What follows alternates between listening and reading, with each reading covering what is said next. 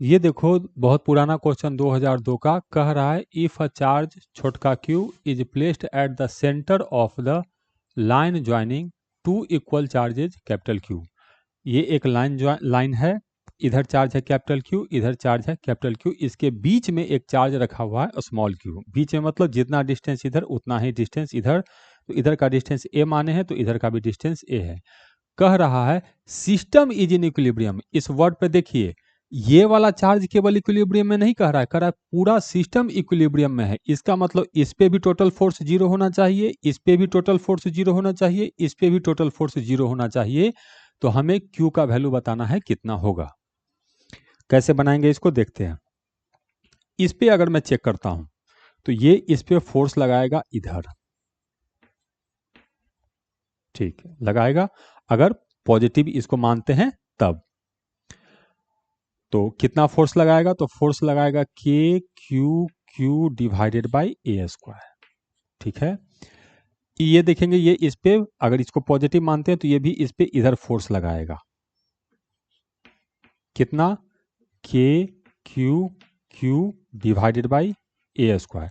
तो ये दोनों फोर्स तो कैंसिल कर लेगा, ठीक है। यदि नेगेटिव मानते हैं तो इसको नेगेटिव मानेंगे तो इस बार ये जो है इसका ये फोर्स हो जाएगा और इसका ये फोर्स हो जाएगा, तो तब भी ये जीरो ही होगा।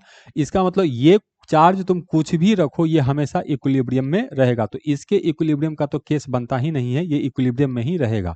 अब इसका इक्विलिब्रियम चेक करना पड़ेगा, तो इसके इक्विलिब्रियम के लिए ये वाला चार्ज इस पे पहले फोर्स लगाएगा रिपल्सिव, तो इधर फोर्स लगेगा क्योंकि दोनों चार्ज सेम नेचर का है, ये भी Q है वो भी Q है। कितना फोर्स लगाएगा, तो K होगा, Q होगा, फिर Q होगा और दोनों के बीच का डिस्टेंस है 2a, तो 2a का स्क्वायर मतलब 4a स्क्वायर। तो फोर्स तो आ गया, हाँ सर आ गया।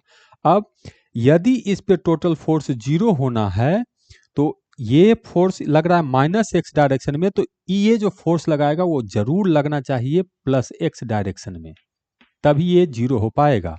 अच्छा ठीक है, इसका मतलब ये वाला चार्ज इस चार्ज के अपोजिट साइन का होगा, ये वाला चार्ज इस चार्ज के अपोजिट साइन का होगा तभी अट्रैक्टिव फोर्स लगेगा। ठीक है सर वो हो गया।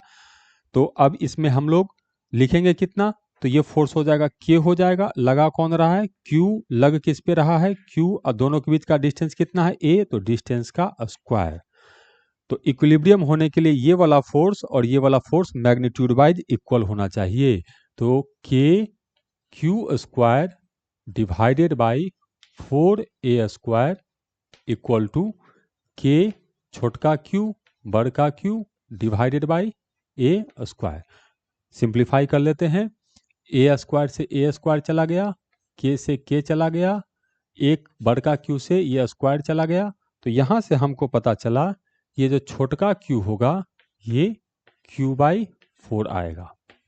लेकिन यदि आपने ये आंसर टिक किया तो आंसर गलत हो जाएगा, ये केवल मैग्नीट्यूड बता रहा है और ये बात हम पहले ही समझ चुके हैं कि इन दोनों के बीच रिपल्सिव फोर्स लग रहा है, तो ये जो भी होगा इसके साइन का अपोजिट का होगा, तो आंसर होगा हम लोग को Q इक्वल टू -q/4।